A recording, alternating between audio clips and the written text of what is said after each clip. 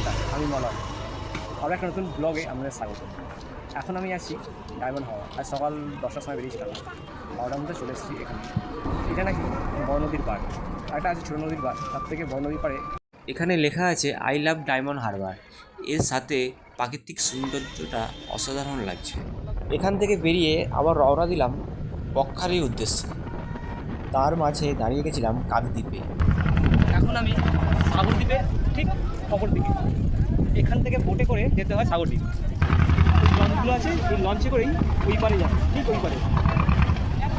ওই পারে যে দ্বীপটা দেখা যাচ্ছে ওটাই সাগরদ্বীপ। ওই পুলিশ কোয়ার্টারের পাশ দিয়েই তৈরি করা হচ্ছে ব্রিজ, যার সাহায্যে এপার থেকে ওপার যেতে কোনো অসুবিধা আর হবে না। যে কোনো গাড়ি ঘোড়া বাস সবই যেতে পারবে। গঙ্গাসাগর যেতে অনেকটাই সুবিধা হবে সাধারণ মানুষের জন্য। বাকি জার্নিটা নেক্সট ব্লগে থাকছে।